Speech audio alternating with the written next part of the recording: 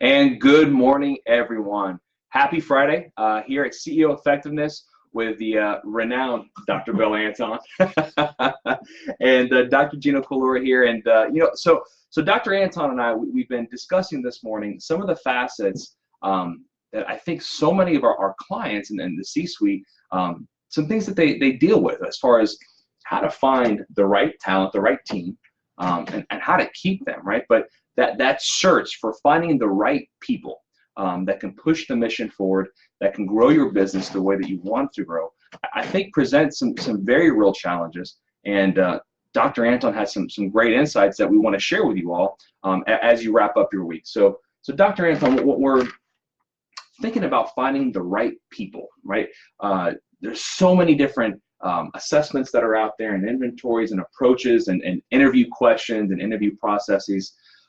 What do you feel is probably one of the most important things that folks in the C-suite or business owners should be looking for when they're looking for the right type of talent? I think the number one thing is to be able to objectify what it is you're looking for. I think a lot of people look for talent based on what they think the organization needs and their gut level feeling based on interviews and things like that. But I think the missing link that really could save companies thousands of dollars is to do an objective assessment within the realm of normal personality functioning. This is not, you're not measuring psychopathology or serious psychological disorders. You're assuming that the population that you're going to be hiring from, has the normal range of anxiety and fear and things like that, but they aren't diagnosable kinds of things.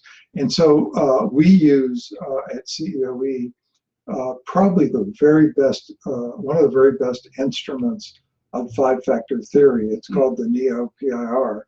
And the NEO measures 5 factors of personality, but it's a real measure. There are many measures out there that are kind of cutesy and fun to look at and easy to talk about, like the Myers-Briggs, the DISC profile. And the sad thing is that people pay a lot of money for these inventories, and they're not really psychometrically valid and reliable tests. The test of five-factor theory that I really have found to be invaluable is the NEO. And the NEO measures the 5 major factors of personality. And they are introversion, extroversion, emotionality, openness, agreeableness, and conscientiousness. Now, out of all of those measures, there is a management planning report that gives you a profile with both a narrative and your taking each of the 5 factors and breaking them into 6 facets. So you have tons of information. But of all that information, the 2 scales you really want to look at carefully are agreeableness and conscientiousness. If the person you're hiring doesn't have high levels of conscientiousness and high levels of agreeableness, and you have to have certainly adequate or higher intelligence for the job, but you don't always need to measure that. For example, in some companies, let's say a CPA firm, where you're hiring certified public accountants, you don't really need to measure IQ, because it's one of the brightest fields around. Okay, so basically, if you can just use that to objectify the person before, those people that you're seriously interested in, before you bring them in and spend time talking to them and seeing, is this the right person for the right position, or what are their skill sets? If they don't make it on that measure, you don't need to go any farther, because within 85 to 95 percentile confidence levels, you're going to be, if they don't measure up on agreeableness or conscientiousness, you're pretty much highly likely to be making an error. Wow. So, and for everyone who's watching, so when we're referring to agreeableness, what exactly does that mean? Well, agreeableness is sort of a complex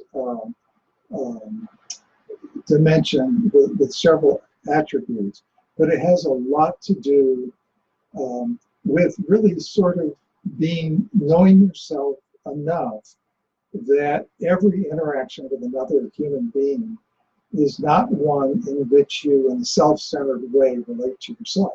You know, for example, a person that's agreeable could have a disagreement with someone, Right. but acknowledge that the other person's point of view is legitimate and go beyond that, but acknowledge that the logic that the other person used in arriving at their point of view was also pretty reasonable, and yet at the same time hold a different point of view and a different level of logic. Gotcha. And so a person that can interact in that sort of way and that doesn't have some kind of, you know, burning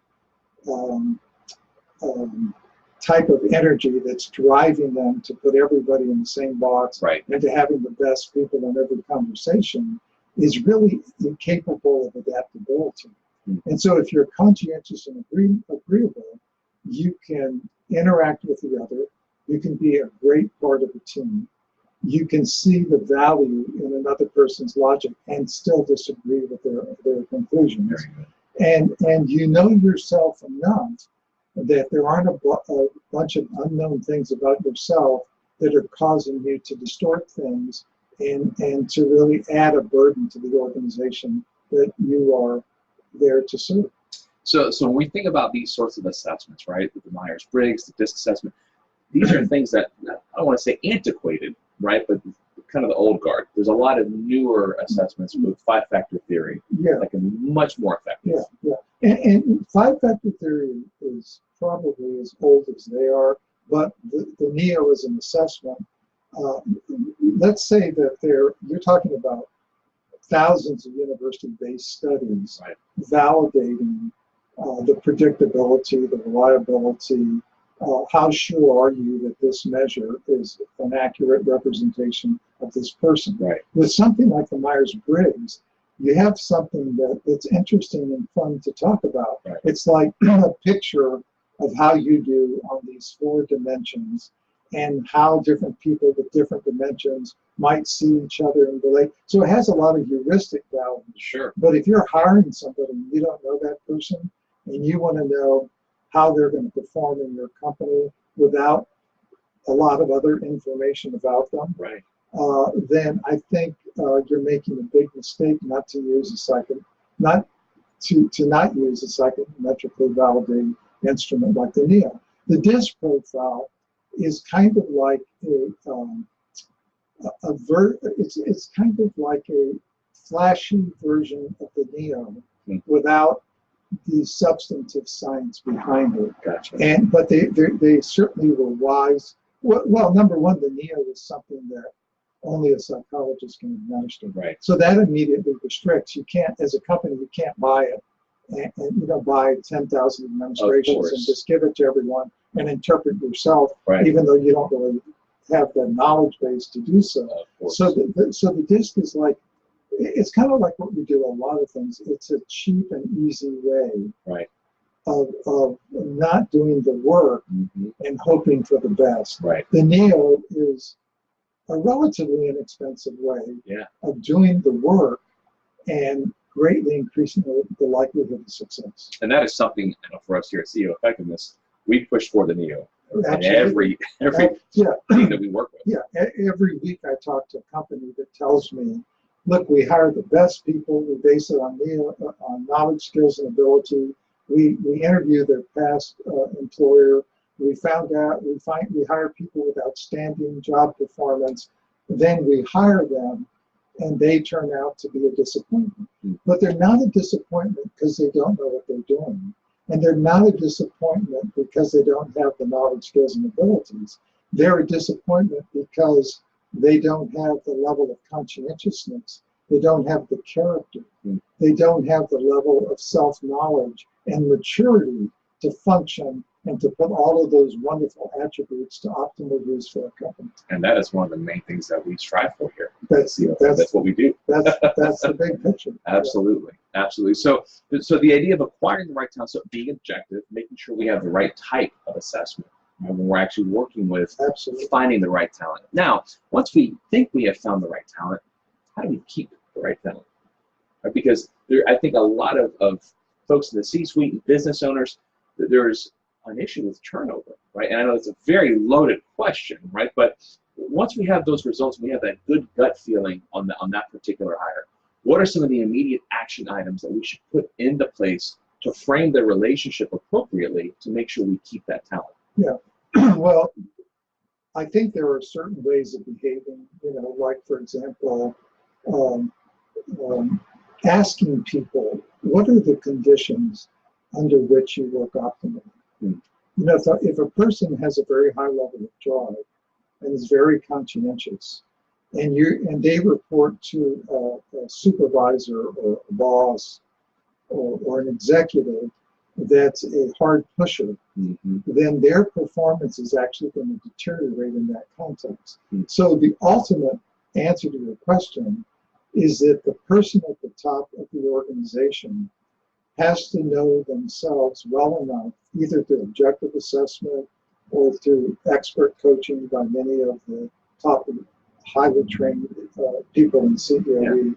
They're going to have to know themselves enough that they can see the other person objectively, and they can respond to people differently based on what brings the best performance out in that person. Now, once that person is performing at a high level, their commitment to the organization is a function of the possibility of growth. And you as an organization are offering them the conditions under which they thrive. And that is the basis of commitment. Very good. It isn't just salary or money or bonuses. Right. Yeah. It's much deeper than that. Yeah. But there you have it, folks. So some major takeaways there. First and foremost, when we're looking for the right talent, got to make sure we maintain that objectivity. Employ and make sure that we're using the right tools. And if you have a challenge finding those tools, we here at CEO Effectiveness, that is what we do, and we would love to talk to you. And as far as maintaining that talent, making sure we're having the right types of discussions and asking those questions of the folks that we're working with. What are the optimal conditions in which you perform at your best, right? So, Dr. Anton, always a pleasure. Thank you. Make it a great Friday. Have a wonderful weekend, and thank you all so much for tuning in. And we'll see. We'll probably talk to you next week. Take care. Very good.